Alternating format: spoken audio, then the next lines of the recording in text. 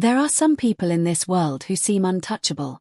They walk across a movie screen and the entire audience holds their breath. They smile and millions fall in love. They speak, and people listen. Richard Gere was that man. For decades, he was the very definition of Hollywood royalty. The kind of actor that made women weak in the knees and men quietly jealous. He had the looks, the talent, the money, the fame, the awards, and the women. On paper, Richard Gere had every single thing a human being could want from this life. But here is the thing about paper. It burns.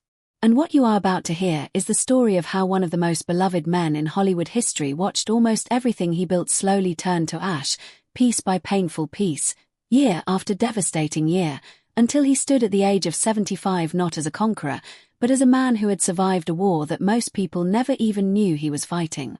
So before you scroll past this, before you assume you already know this story, stay. Because what really happened to Richard Gere is something that goes far, far beyond anything you have ever read in a magazine or seen on a gossip show. This is the real story. The complete story. And by the time it is over, you will never look at Richard Gere the same way again. Richard Tiffany Gere was born on August 31, 1949, in Philadelphia, Pennsylvania. He was the eldest son of Homer George Gere, a humble insurance agent, and Doris and Tiffany, a homemaker. The family later moved to Syracuse, New York, where young Richard grew up in a Methodist household, in a quiet suburban life that gave absolutely no hint of the global superstar he would one day become. But even as a boy, there was something about Richard Gere that was different. He was not just athletic, he was exceptional. In high school, he earned a gymnastics scholarship to the University of Massachusetts Amherst, where he studied philosophy. Yes, you read that right, philosophy. This was not a man who was built simply to be pretty on a screen. He was someone who thought deeply, questioned everything, and felt the weight of the world in a way that most people around him could not quite understand. And perhaps that restlessness, that constant searching for something more meaningful, was both his greatest gift and the root of his greatest suffering. He left university after just 2 years without a degree, because something in him could not sit still. The classroom felt too small. The world felt too large. And so, with nothing but ambition and raw talent, Richard Gere walked into the theatre world, eventually making his way to New York City, where he would discover just how brutal the dream could be before it became beautiful. New York City in the early 1970s was not glamorous for struggling actors. It was cold, unforgiving, and absolutely ruthless. Richard Gere lived it. In 2023, in one of his most honest and raw interviews, Gere looked back at those early years and admitted something that shocked many of his fans. He said that hunger was not just a metaphor for ambition during that period of his life, it was a physical reality. There were days, actual days, when he did not have enough money to buy food.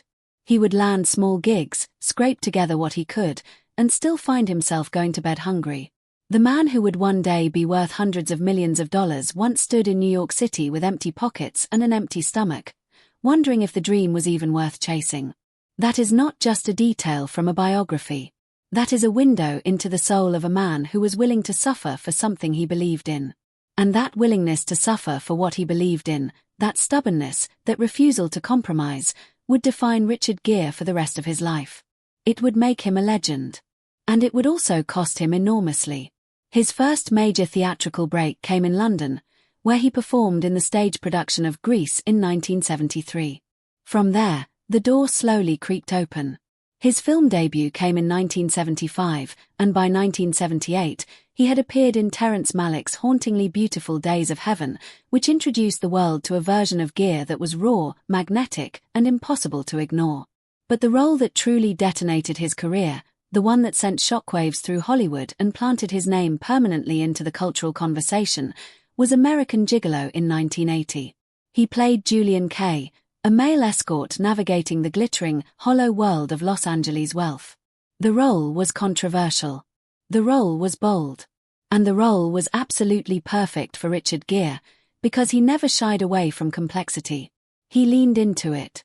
Almost immediately, he became what the industry calls a sex symbol, a title that would both crown him and quietly diminish him for years, because audiences sometimes struggled to see past the surface of that beautiful face to the serious, searching, deeply spiritual actor underneath. Then came 1982, and An Officer and a Gentleman, a film so emotionally charged that it made grown adults cry in movie theaters around the world. Gere's portrayal of Zach Mayo, a broken, defensive young man who slowly learns to open his heart, was nothing short of masterful. And then, in 1990, came the film that would cement his immortality, Pretty Woman. Opposite Julia Roberts, Richard Gere became Edward Lewis, the cold-hearted businessman who falls unexpectedly in love. It is one of the most beloved romantic films in the history of cinema, and it is impossible to watch it today without feeling a strange, bittersweet ache, knowing what we now know about the man behind the role. But here is where this story takes its first dark turn.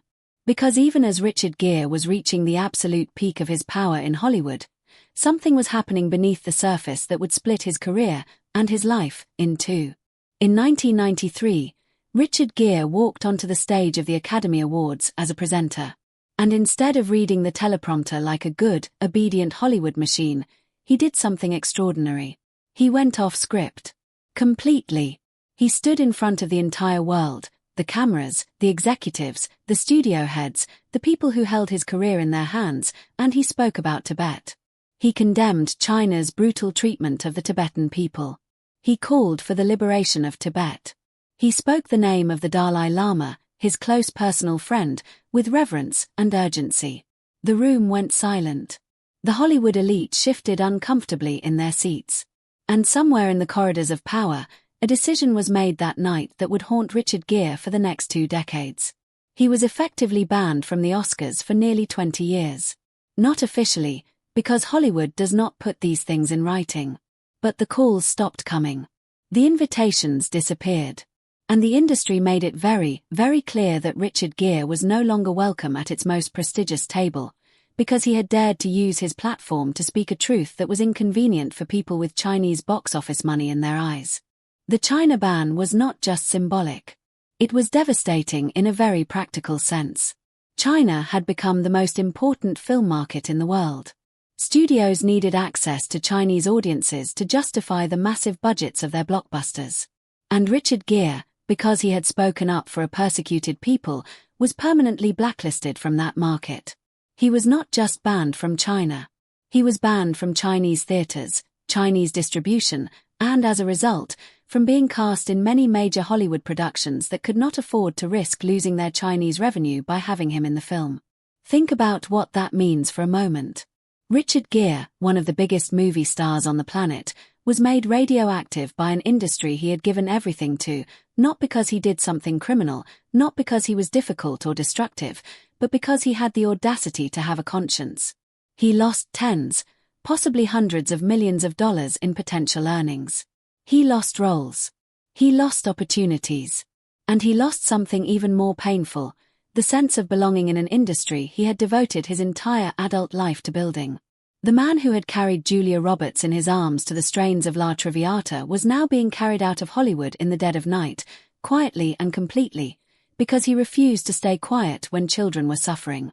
Away from the cameras, Richard Gere's personal life was equally turbulent, and in many ways, far more painful. In 1991, he did something that shocked everyone. He eloped. The man every woman in America was in love with secretly married supermodel Cindy Crawford in a simple ceremony at the Little Church of the West in Las Vegas. Crawford was 25. Gere was 42. They were, to the outside world, the most beautiful couple on the planet. They posed together on magazine covers. They attended galas together. They looked like two people who had everything. But beauty is not a foundation. And behind closed doors, their marriage was fracturing from the very beginning. The age gap was significant, not just in years but in life stage, in priorities, in where they each were on their journey. Cindy Crawford later admitted in a documentary series that she had essentially molded herself around Richard's interests, suppressing her own identity to fit into his world. She was young, still figuring out who she was, while he was already a deeply formed, intensely private, spiritually driven man with a world inside him that was difficult to fully enter. In 1995, after just 4 years of marriage, they divorced. Gere later described the experience in an interview as painful, one of the most painful experiences of his life, and said that healing from it took him years. Not months. Years. The world saw the headlines. The world moved on quickly. But Richard Gere sat with the wreckage of that love for a long, long time. He found love again. This time, with actress Carey Lowell, best known to television audiences for her role on Law and Order. They began a relationship in the late 1990s, and in 2002, they welcomed a son, Homer James Gigolo, named partly in honor of Gere's beloved father and partly reflecting his Buddhist faith. For a while, it seemed like Richard Gere had finally found the stability he had been searching for his whole life. But the relationship had cracks that could not be papered over forever. In 2013, Carey Lowell filed for divorce after 12 years of marriage, citing lifestyle differences. And what followed was not a quiet, dignified parting of ways. What followed was 4 years of brutal, exhausting, public legal warfare. Lowell reportedly sought more than $100 million from Gere's estate in the divorce proceedings. There were battles over assets, over property, over custody arrangements. The man who had spent decades meditating, studying Buddhism, and trying to live with equanimity found himself being torn apart in a Manhattan courtroom, while the tabloids feasted on every painful detail. One observer at the time noted that Gere's famous Zen exterior appeared to be cracking under the weight of it all. And why wouldn't it? No amount of spiritual practice fully insulates a human being from the agony of having a family fall apart. The divorce was finally finalized in 2016, but by then, the toll it had taken, financially, emotionally, and in terms of sheer human exhaustion, was immense. And 2016 brought another loss, one that was far more final and far more tender. On July 9, 2016, Richard Gere's mother, Doris Ann Gere, passed away at the age of 91. She was the woman who had raised him in that quiet Syracuse home, who had watched her son go from a hungry, struggling actor in New York to one of the most famous people on earth, and who, by all accounts, remained a grounding, loving presence throughout his life. When you lose a parent, something shifts inside you that cannot be explained to those who have not experienced it. You stop being someone's child in the physical world. A specific kind of love disappears from the earth. And Richard Gere, already raw and exhausted from years of professional exile and a devastating divorce, absorbed that loss too.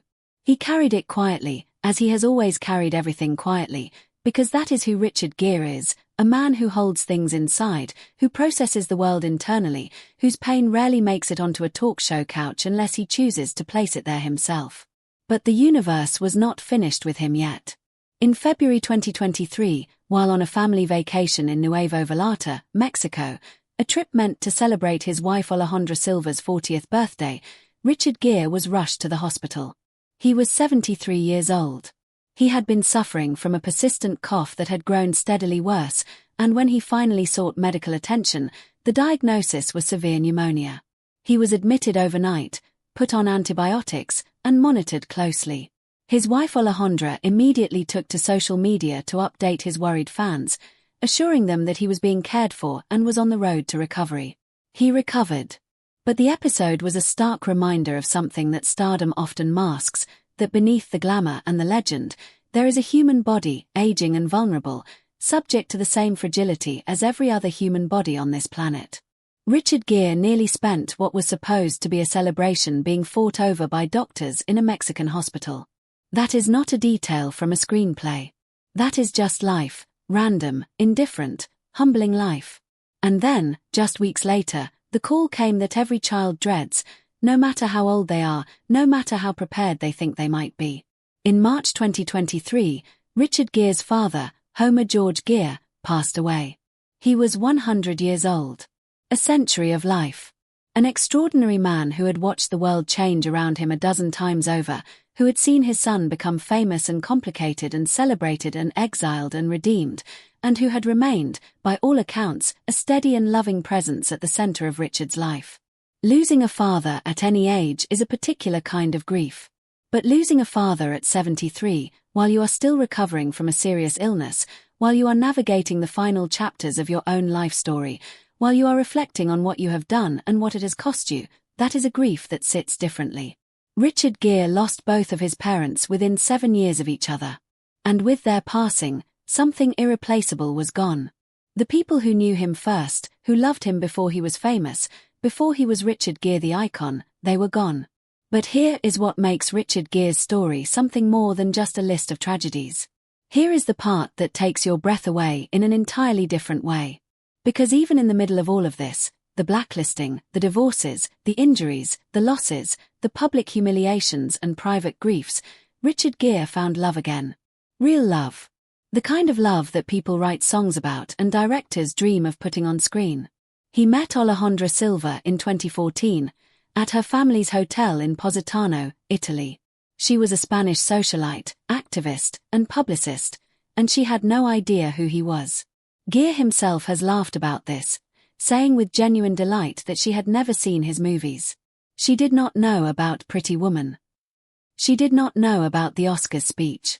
She did not carry the weight of his legend when she first sat across from him. She simply met a man. And that man, for perhaps the first time in his adult life, was able to be simply a man in return. They were both going through difficult periods in their personal lives when they met. They were both searching for something real. And somehow, across every barrier of age and nationality and language and culture, they found it in each other. In April 2018, they married in a private ceremony in Connecticut.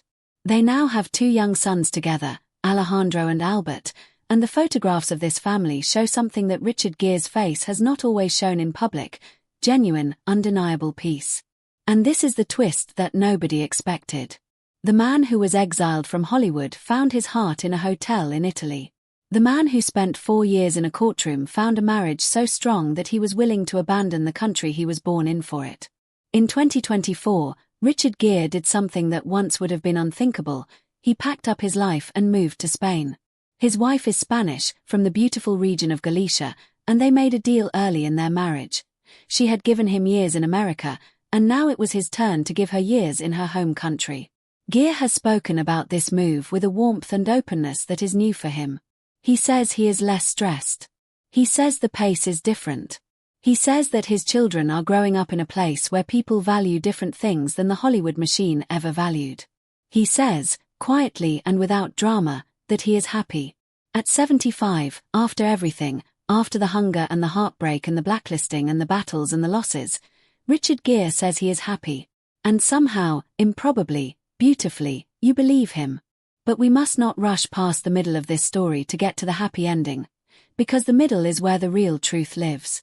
There was a period in Richard Gere's life that has never been fully discussed, a period that bridges his rise and his reinvention, during which he was quietly and painfully becoming invisible. The film roles dried up. The big studio calls stopped coming. The man who had once commanded the top billing in every project he touched found himself increasingly on the outside looking in. And he knew why. It was not his talent.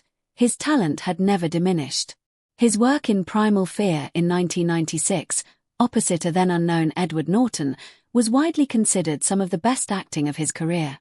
His portrayal of Billy Flynn in the 2002 musical Chicago won him a Golden Globe Award and reminded the world that when given the material, Richard Gere could light up a screen like few actors alive. His work in Arbitrage in 2012 earned him another Golden Globe nomination and critical raves. The talent was never the problem. The problem was politics, in every sense of that word, the politics of Hollywood commerce, the politics of international markets, the politics of being a man who refused to play the game. And so while his peers were picking up franchise roles and Lifetime Achievement Awards and being faked at the very Oscar ceremony that had once turned its back on him, Richard Gere was making smaller films, quieter films, films that did not always reach large audiences but that he spoke about with a fire and a passion that no award ceremony could have manufactured. He kept showing up for Tibet. Through all of it, through every loss and every exile and every courtroom battle, he kept showing up for the people he believed in. He kept meeting with the Dalai Lama. He kept funding his Gere Foundation. He kept flying to India to support AIDS awareness programs, work that he had been doing quietly since the 1990s. In India, where he had once faced a bizarre and deeply unjust legal battle after a public kiss on the cheek of actress Shilpa Shetty during an AIDS awareness event caused a cultural firestorm, a moment that saw him accused of obscenity in a country he was trying to help, he kept going back. Because that is who Richard Gere is. He is a man for whom inconvenience is never a reason to stop doing what is right. The controversy with Shilpa Shetty, for the record, was one of the more surreal moments in his long and complicated public life. In 2007, during a charity event in New Delhi, Gere spontaneously kissed Shetty on the cheek as part of an enthusiastic celebratory moment. Within hours, the footage went viral, and conservative groups across India were burning effigies of him in the street. A court issued an arrest warrant.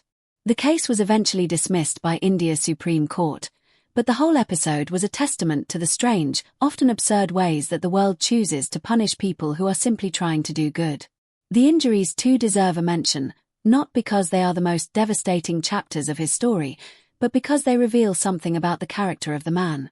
In 2004, Richard Gere was thrown from a horse during a riding accident and landed hard on a rock, breaking his hand. And during the filming of the movie The Double, he insisted, against the advice of the production, on performing his own fight scene without a stunt double. The result was a dislocated shoulder that shut down the entire production for 6 weeks. These injuries speak to a man who was never willing to take the easy way, who threw himself fully into everything he touched, who could not watch someone else live even the cinematic versions of his own experiences for him.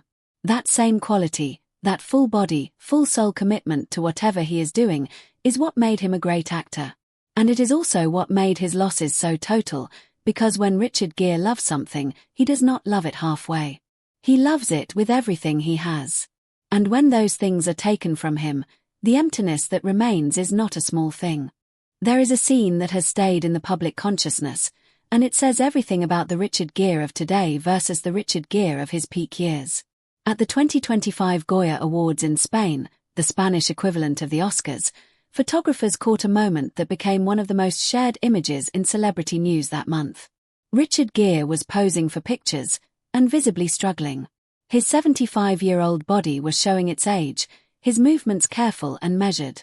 And then Alejandra appeared beside him, and something changed in his face completely. He steadied. He brightened. He was no longer a man struggling with the weight of years and history and loss. He was just a man who saw his wife walk into the room. In that single image, captured by a photographer who had no idea they were documenting something profound, you could see the entire arc of Richard Gere's life, the beauty and the cost and the redemption and the love, condensed into one expression on one remarkable face. Now, at 75, Richard Gere has moved to Madrid. He has not retired. He appeared in the 2024 film Oh, Canada, directed by Paul Schrader, and gave a performance of quiet, devastating power that reminded critics why they fell in love with him in the first place. He is raising his young sons in a country that is not his own, speaking a language that is not his native tongue, living a life that looks nothing like the one Hollywood wrote for him. And he has spoken, in rare and remarkably unguarded interviews, about what this life means to him now. He says he misses certain things about America, the food, the ease, the familiarity of a place where you were formed. But he does not miss the industry. He does not miss the machine. He does not miss the politics of who gets invited to which ceremony and who gets quietly shown the door. He has found, in the son of Spain and the love of Alejandra and the noise of his young children and the ongoing work of his foundation and the conversations he still has with the Dalai Lama, something that the biggest movies and the most prestigious awards never gave him. He has found the thing he has been looking for since he was a young man studying philosophy in Massachusetts and asking questions the classroom could not answer. He has found meaning. And perhaps that is the most heartbreaking part of this entire story. Not heartbreaking because it is sad, heartbreaking because it cost so much to get there. Because the path from that hungry young actor in New York City to this grey-haired, clear-eyed man in Madrid ran directly through some of the most painful terrain a human life can navigate. Through the death of parents. Through the collapse of marriages. Through professional exile and public humiliation. Through hospital beds and courtrooms and lonely nights in a world that celebrated him at full volume one decade and whispered him out of the room the next. And through all of it, he kept going. He kept believing. He kept standing up, for Tibet, for his convictions, for his faith, for love, for himself. Richard Gere never became a smaller person to survive in a world that sometimes seems designed to make us smaller. If anything, he became larger. More honest. More willing to sit with loss without pretending it is not loss. More capable of joy because he has understood, in the deepest and most personal way, how quickly and completely the world can take everything from you. So the next time someone mentions Richard Gere, the next time you see that poster from Pretty Woman or catch a replay of that 1993 Oscars speech on YouTube or read a headline about him and his Spanish wife and their young sons in Madrid, remember that there is a whole life behind that name. A life of extraordinary beauty and extraordinary suffering. A life that Hollywood tried to edit down to a handsome face in a white suit carrying a woman in his arms, and that refused, stubbornly and magnificently, to be that simple. At 75, Richard Gere is more than a movie star. He is more than a celebrity. He is a man who survived everything that life threw at him with his integrity intact and his heart still open. And in a world that seems to reward people for hardening, for compromising, for selling out and staying quiet, that is not just a tragedy. That is a triumph. It is the most human kind of triumph there is. And that is what makes Richard Gere's story, with all its heartbreak, all its losses, all its complexity and pain and unexpected grace, one of the most remarkable stories that Hollywood, or any world, has ever produced. Thank you for staying until the end. If this story moved you, share it with someone who needs to hear it today.